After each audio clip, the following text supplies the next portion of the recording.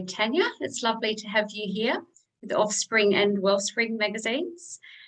Tania de Jong is the founder of Mind Medicine Australia, and you're also a very accomplished soprano singer and businesswoman, I believe, Tania. Thank you. It's lovely to be on the program with you. Tania, the glaring question for me is, how does a soprano singer, entrepreneur of 6 businesses, 3 charities, developed Mind Medicine Australia, which is all about psychedelic research for mental health disorders? Yeah, it's definitely interesting to think about how those dots were connected. So yeah, I mean, my whole career has been dedicated to singing and performing and creativity and innovation in particular. And so I've had a wonderful career as a soprano, and I still, of course, sing all over the place when I can. COVID willing, I've really been missing that lately. And I also, as a result of that, set up a couple of charities, the Song Room, which brings music and arts to disadvantaged children and schools around Australia, and Creativity Australia and the With One Voice program. And we have over 30 With One Voice programs that bring together fortunate and less fortunate people in choirs of social inclusion and belonging, where really we come together to experience the wonderful neuroscientific benefits of singing, which are well proven to improve your memory, language, concentration, make you smarter, healthier, happier, more creative, especially when you sing with other people.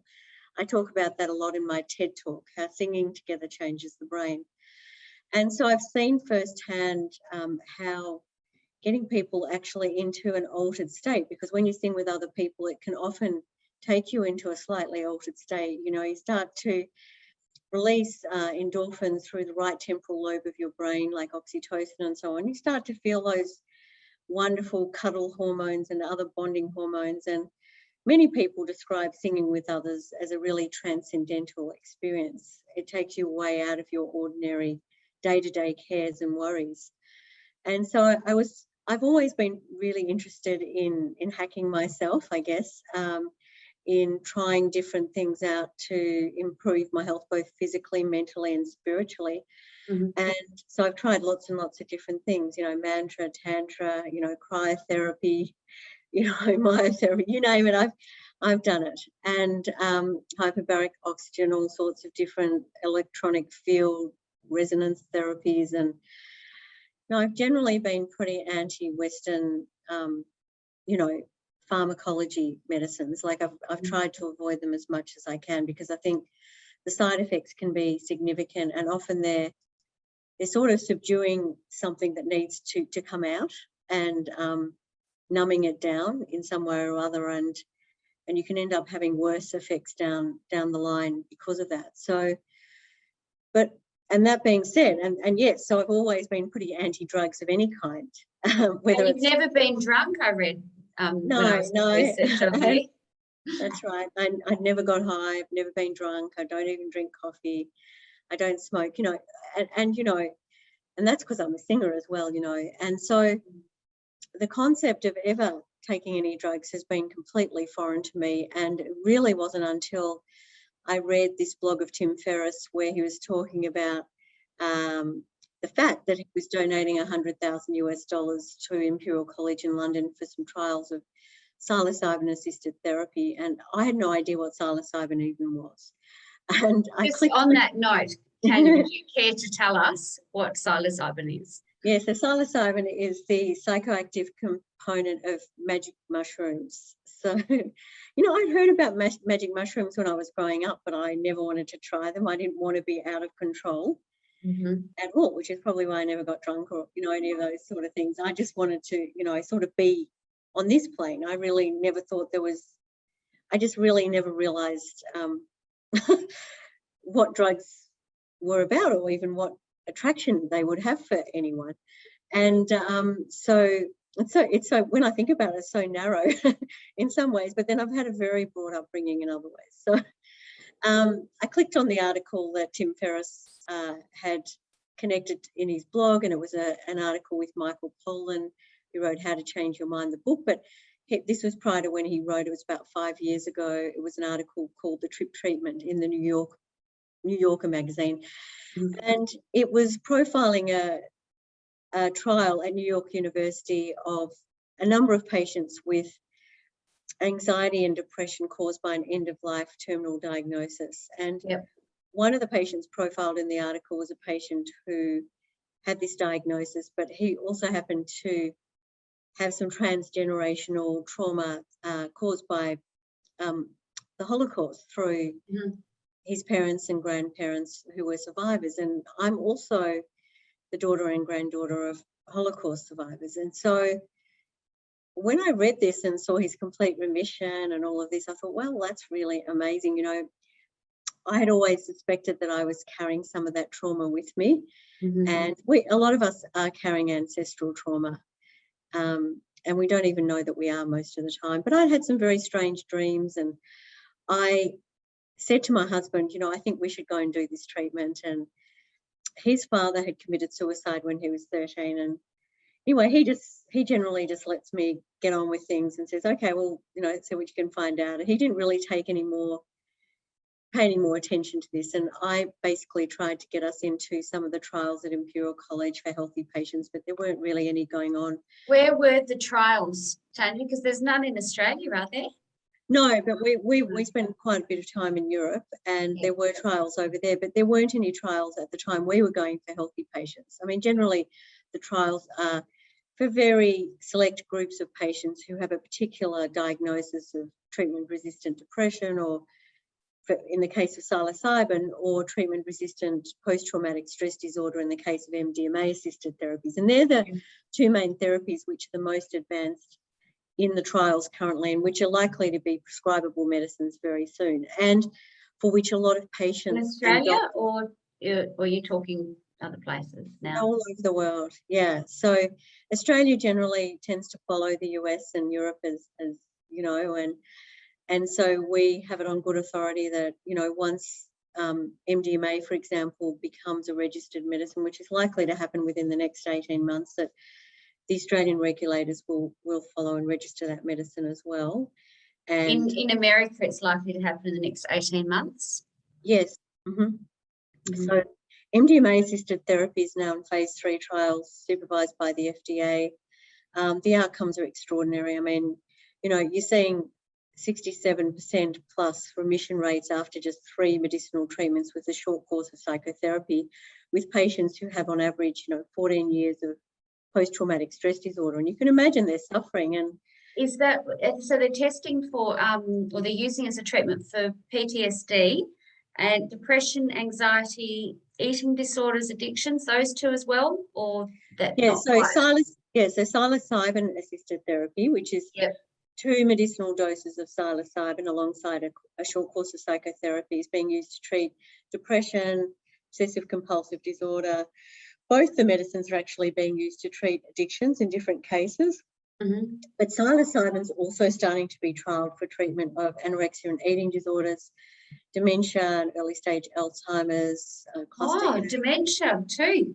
Yeah, stroke, Parkinson's. They're starting to investigate them as well. Cluster headaches, fibromyalgia.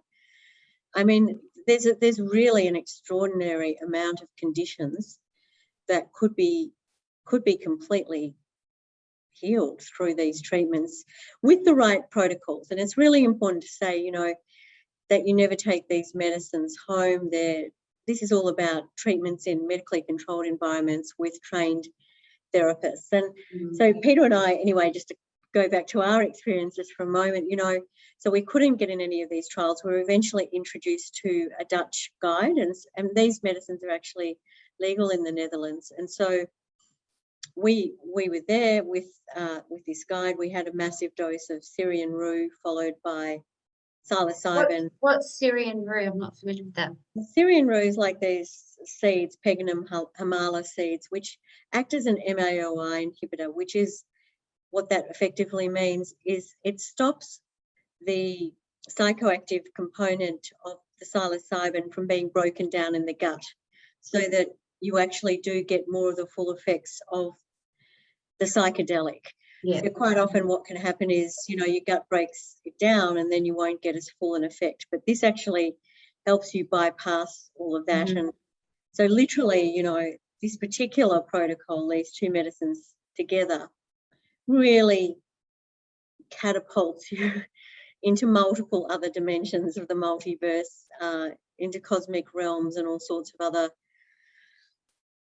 spaces and places that, you know, I had just never even contemplated were accessible to me as a human being on this plane, on this earthly plane.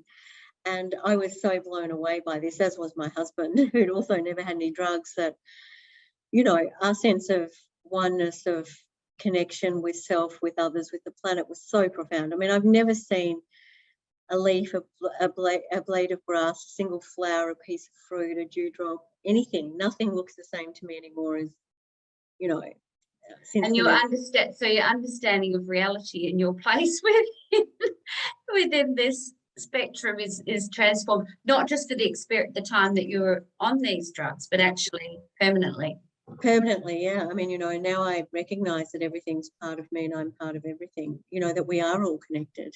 And the saddest thing is that so many people feel disconnected. You know, for many people that is, you know, many researchers and authors and people like Johann Hari, who wrote the book Lost Connections, says that, you know, the main definition of depression is actually a sense of disconnection, either with self, with others, with work, with community, with planet, whatever it happens to be. He talks about 7 different types of disconnection that can be experienced by a human being. And I think it's a wonderful book.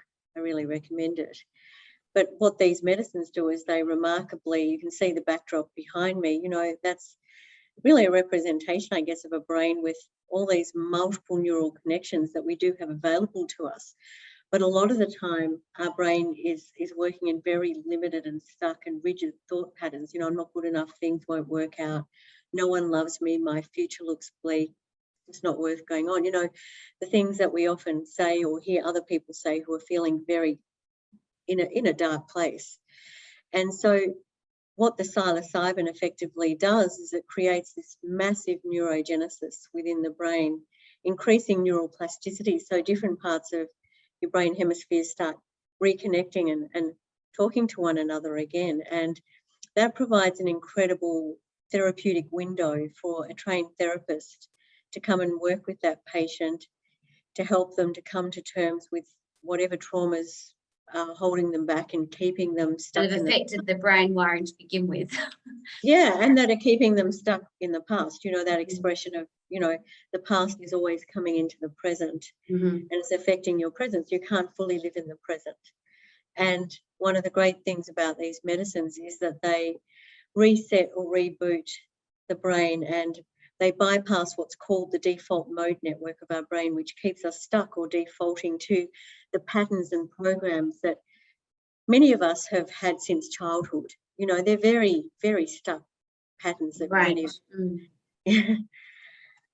so it's really remarkable, and that provides this incredible opportunity for a patient to become an agent for their own healing, to start to feel empowered for their own healing rather than taking a daily, you know, pharmaceutical psychiatric medication with its multiple side effects that mostly at best tends to numb out, you know, the highs and lows of life, so that you're living in a sort of grey. Yes, maybe you can cope and manage, be functional in the world, but it's not really experiencing the full dimensions. And not even that effective. What is it? Yeah. Australian statistics, 35% or something.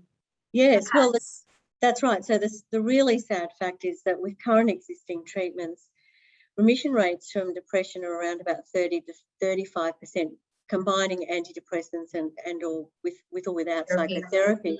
But in the case of post-traumatic stress disorder, the remission rates are as low as 5%. So if you compare that against, you know, the first stage of the phase 3 MDMA trial has just been reported on, 67% of patients went into remission immediately, and they expect the remission rates to potentially get up to 80% as those patients have more integration with their therapists and integrate those insights and change their behaviours in their lives, in their relationships and their work and so on. So it really is profound what's possible for people to achieve And there was a lot of research done in the 50s and 60s on the benefits of psychedelics for mental health.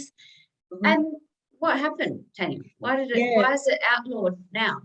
No, well, that was incredibly sad. I mean, effectively, these medicines have been with humanity since the beginning of human civilization. So you can see them, you know, in the archaeology of ancient Rome and Greece and South American cultures, many indigenous cultures, they have and continue to use, and many religions too, continue to use these sacraments, medicines for healing, for raising of consciousness in many communities around the world to this day, since the beginning. The indigenous cultures. Correct, yeah, that's right. But in the 50s and 60s, they were used in medically controlled environments, and they were considered the next big thing in psychiatry. And indeed, they were used for a range of conditions, just like I mentioned before, including relationship counselling as well, and for depression, anxiety, trauma, and all the things that addictions and so on that we discussed before. And over 50,000 patients went through these treatments in medically controlled environments with psychiatrists, you know, and therapists and so on, and experienced outstanding results. And Dr. Stan Grof, who's one of the leading psychiatrists of that generation, who really came up with the concept of holotropic breathwork. To Yes. achieve the same effect, or yes, possibly not as strong. Perhaps not as strong, though some people do get very good effects from it, but I haven't been able to as much, but certainly some people do. And he came up with that when effectively what happened was, you know, all of these medicines were considered, like, as I say, the next big thing. Stan Grof said, you know, psychedelics would be for psychiatry what the microscope is biology and medicine, or the telescope is for astronomy. But then in 1971, you know, Nixon had his war on drugs, and this was an entirely political decision to really attack the blacks and hippies and people who were demonstrating about the Vietnam War movement and not wanting to be conscripted into that. And he wanted to try and get people into his war movement. And so he effectively made all this class of drugs illegal. Of course, he didn't make alcohol illegal, which is by far the most dangerous drug to self and others, as are cigarettes and, you know, many other drugs. Legal drugs. Yeah, but this class of drugs were made illegal, and effectively that stopped all research because there was no more funding available. And Professor David Nutt, who's one of our ambassadors of Mind Medicine Australia and the head of neuropsychopharmacology at Imperial College London, says that this is the worst example of censorship in the history of medicine and science for humanity. I mean, if you think of the lost 50 years that we've experienced, it's now 2021, and, you know, think about how much isolation, loneliness, depression, anxiety, suicide, and then the suicide, disconnection, and let alone the current pandemic and the effects of that on people's psyches and their mental health. So we urgently need to make sure that these medicines and treatments are available to Australians and others around the world as soon as possible. Of course, as I say, they are available in certain countries. That's the sad irony of this.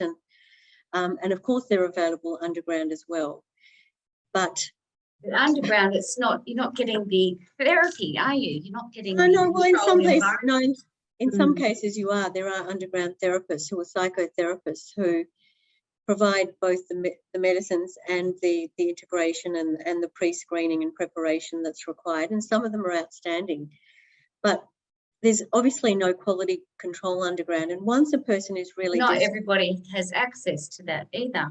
Absolutely, and many people don't want to break the law as well. No, but also, you know, because it is underground, of its nature, it's hidden, and therefore people who are desperate are going to just be reaching out to try and find something to make them feel better, and they run the risk of potentially, you know, either getting a substance that is not pure, or at the wrong dose, not getting proper integration, following up the treatment, and that, you know, could trigger, you know, other issues that they have and so on. So it is really important that these treatments do, you know, it's called psychedelic-assisted therapy because it is the psychedelic plus the psychotherapy. And when you separate them, if you just have the substance, yeah, I mean, you know, some people definitely get positive effects from just having the substance. But if someone has a pretty intractable psychiatric condition, mental illness, whatever you want to call it, they're probably going to need more support to integrate, which some people on the ground offer, but not all. And are there, what are the dangers for these people who are, the dose isn't monitored? Can it cause further pain, harm, psychosis? What are the risk factors with taking these medicines, drugs? Yeah, so in the clinical trials, people with psychotic type illnesses like borderline personality disorder, bipolar, schizophrenia are currently excluded.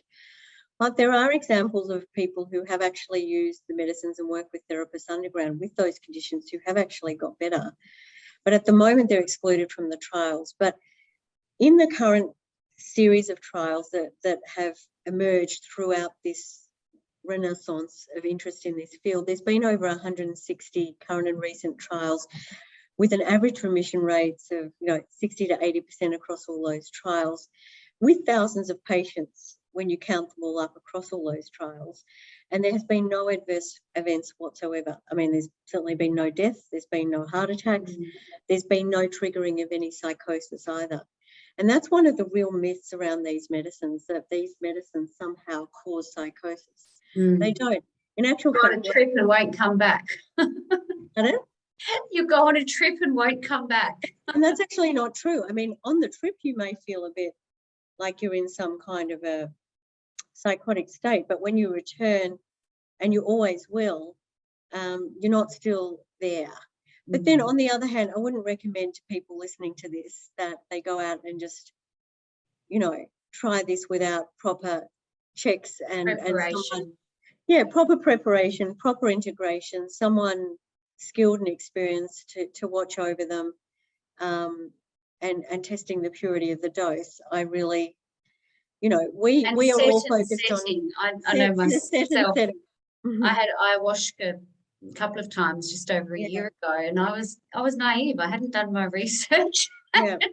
The setting was safe, but the set, it was pretty frightening, but still worth it. But I wasn't prepared, and I think that. No, I mean, so just to clarify what that means for everyone too, like there's a word, Greek word pharmakon, which can mean medicine or poison. And so, with any substance, the way you use it, the intention behind it, the dose and the set and setting really, really mean whether you're going to get a positive outcome from that experience or a negative one. And so by set, and you're talking about the fact that your mindset was not prepared properly for that experience. You hadn't properly set your intention. You had not properly gone through whatever preparation may have been more beneficial for you to get, whatever it was that you were trying to achieve from that experience. Whereas you're saying the setting was good. Yes. Probably the facilitator's good. Maybe you were in nature. I don't know the full details of your experience at all, but you need both. Yes. To be right. Yes, you do. You need to know that you need both, I think. And this is, in my opinion, the problem with it not being legal is that a lot of that information isn't well, it's not easily accessible. So then when people are having it, they're maybe not as prepared as they could be. Well, no, that's right. And that's one of the reasons why Mind Medicine Australia, which is obviously we're totally focused on access and availability to these medicines in medical environments, and getting these treatments available through the medical system, accessible to all Australians, regardless of, location or financial circumstances. But we have started a psychological support service which provides help for people who are intending to use the medicines, and also with integration after they've used them, because that actually, ironically, is not illegal.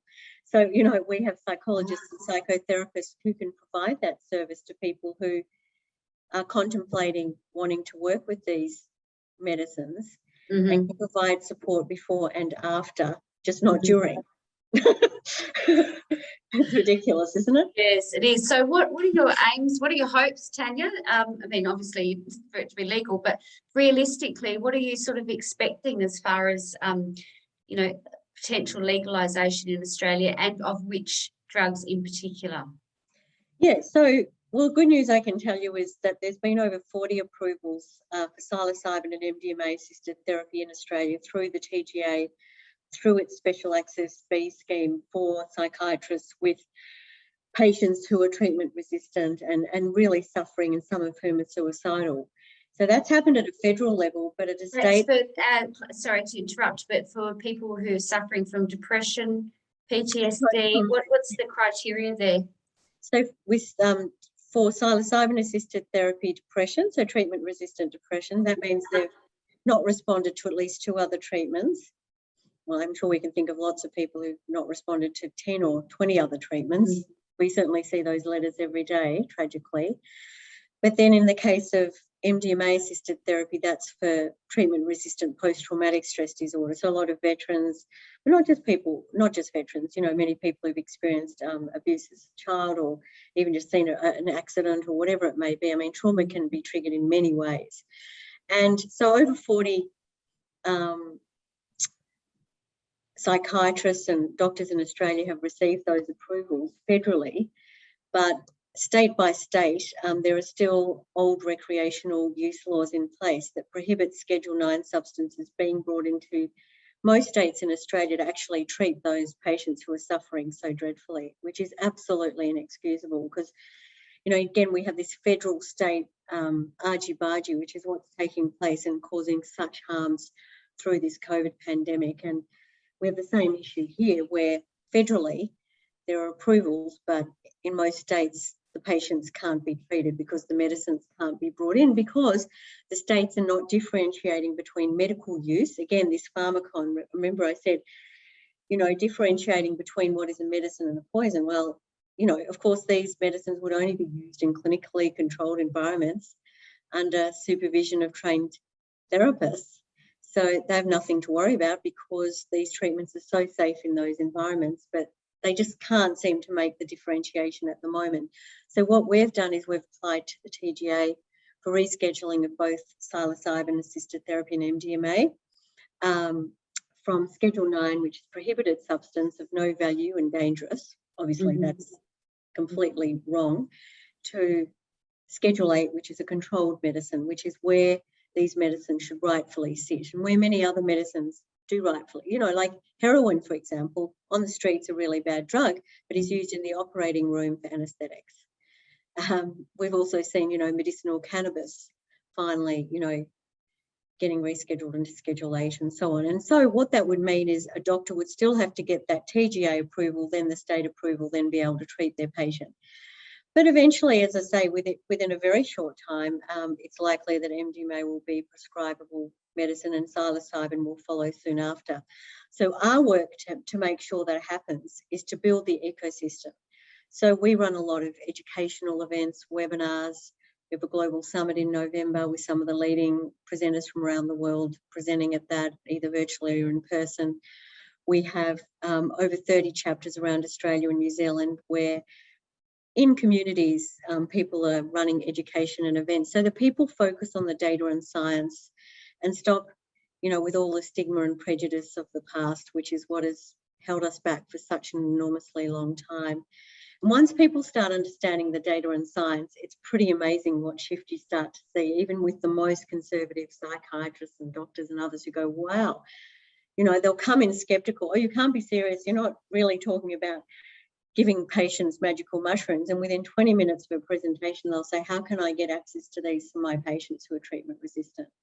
Literally, it can transform that quickly, because once people know, you know, again, once people know data and science, it really is very compelling. And I urge people to look at our Learn section. You know, our website has lots of comprehensive information on it about this. That also, website is mindmedicineaustralia.org. Yeah, the other thing, yes. And the other thing we're also doing is we've started the first certificate in psychedelic-assisted therapies in the Southern Hemisphere. So the second intake is currently going through their course. The first intake graduated a couple of months ago. And this is psychiatrists, psychologists, GPs, physicians, addiction specialists, social workers, occupational therapists, counsellors, nurses, paramedics, and so on, going through these courses. The demand is through the roof for the course. We have a world-class faculty of people like Dr. Gabor Mache, Alberto Villoldo, you know, we have people like Rick Doblin, Professor David Nutt, Bill Richards, you know, all of the founder, Ben Sessa, all of these people who are really the key researchers and doctors and leaders in this space globally are the teachers. And many of the students who are going through these courses are just describing this as life-changing, that they've never experienced training like this. And what is most exciting for them is not only the calibre of the faculty, but the fact that they're working in multidisciplinary teams with other practitioners. So instead of just being in their silo or with other psychiatrists or with other GPs, they're actually getting to form multidisciplinary teams that can then put the patient at the centre to try and get more people well, rather than just focusing on one particular way of working. Great. Okay, well, thank you for your time, Tania. Is there anything you'd like to add? Look, the other things we're looking at to build the ecosystem are things like manufacturing and you know, agribusiness, manufacturing of the medicines in Australia, rollout of clinics in Australia. So there's a whole bunch of stuff with that as well. You know, it's just setting up the correct ethical and legal frameworks to ensure that the right protocols are followed, so that, you know, we can get more and more people well. Because the fact of the matter is, at the moment, as many as we've heard recently, as many as 1 in 3 Australians are suffering with some kind of anxiety or depression at the moment as a result of the pandemic. Pre the pandemic, the figures showed 1 in 8 of us were on antidepressants, 1 in 4 older adults, and 1 in 30 children as young as 4. And that is really shocking. And our mental health stats are the second worst in the world, only ahead of Iceland.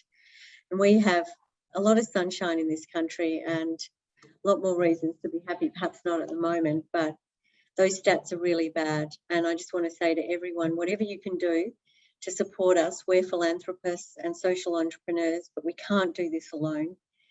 We can do this together, collectively, and this is personal for every single one of us. You know, if it's not us, it's someone who's close to us. Know. Yeah. Affects everybody. Yeah. Tania, one thing I did want to note that I haven't mentioned, you are noted as in the top 100 influential people worldwide on psychedelic research, promoting the importance of psychedelics. So well done. Pretty amazing. That was one for the books. I've got to say, if anyone had said that to me like 10 years ago or something, I would have said, entrepreneurs, businesswomen, creatives, but I didn't expect that one.